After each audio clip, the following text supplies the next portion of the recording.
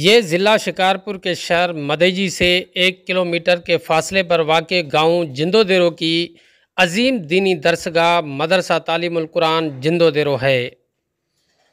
اس دینی درسگاہ سے ہزاروں کی تعداد میں طلبہ و طالبات اپنی دینی تعلیم مکمل کرنے کے بعد عملی میدان میں برسر پیکار ہیں۔ اس سلسلے میں مدرسہ حاضہ کی شاخ جامعۃ المحسنات کی جانب سے طالبات کی دستار فضیلت کے حوالے سے ایک بہت بڑی پروقار تقریب منعقد ہوئی، جس میں 27 طالبات کو دورہ تفسیر مکمل ہونے پر اسناد یعنی کہ سند الفراغ پیش کی گئیں۔ تقریب کو مدرسے کے مدیر اعلیٰ مولانا برکت اللہ بھٹو صاحب، مدرسہ صدر مدرس مولانا قطب الدین بھٹو، جماعت اسلامی حلقہ خواتین صوبہ سندھ کی ناظمہ آپا عائشہ ظہیر، جامعۃ المحسنات جندو دیرو کی سرپرست آپا مریم اور دیگر نے خطاب کیا اور طالبات میں اسناد تقسیم کیں۔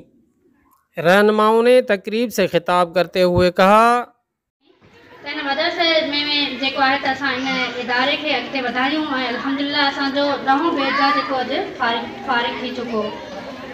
अल्लाह ताला खां असां दुआ था कयूं त अल्लाह ताला मज़ीद असांजे इन कम में बरकत नाज़िल फरमाए ऐं असांजे तालिबात खे कदम कदम यानी कि अॻिते वधण जी हिम्मत ऐं हौसलो अता फरमाए। अॼु मां अल्लाह ताला जी बहितरीन शुक्रगुज़ार आहियां जो अॼु अल्लाह ताला मूंखे इन दीन मां इल्म जो चिराग मुंहिंजे सीने में महफ़ूज़ फरमायो। इहो इल्म जो चिराग जेको असांजी ज़िंदगी खे बहितरीन करण जो हिकु ज़रियो आहे।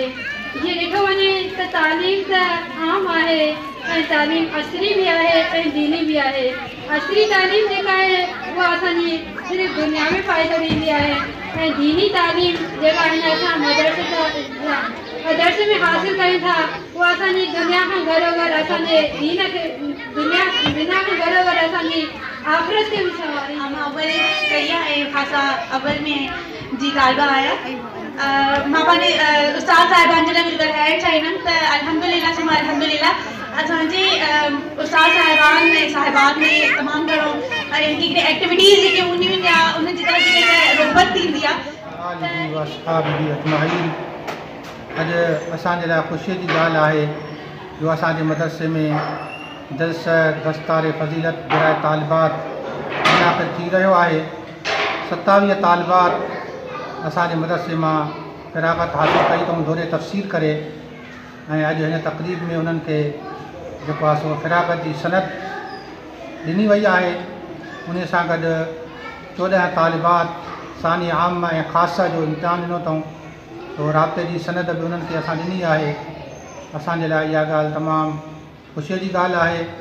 मदरसे में राब्तुल मदारिस जो निसाब पढ़ायो वेंदो आहे ऐं दर्स निज़ामी जी मुकमिल तालीम ॾिनी वेंदी आहे।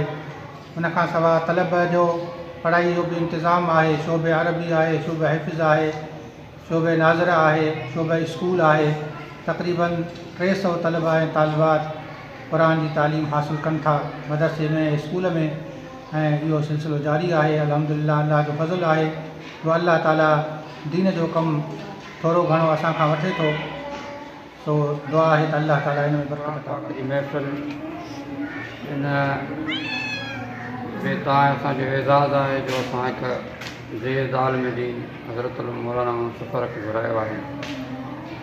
पंहिंजनि पंहिंजी बेशुमार मसरूफ़ियात खे छॾे करे तव्हां वटि तशरीफ़ में आया आहिनि त तव्हांखे तालीम जी अहमियत ते ऐं तालीम जी ज़रूरत ते तवजो ॾियारणु कुझु ईमान तव्हांजो तालुक़नि बिला ताख़ीर मां साईं जिन खे गुज़ारिश करियां थो त तव्हां सां मुख़ातिब थियो। साईं मौलाना मुस्तफ़ा साहब।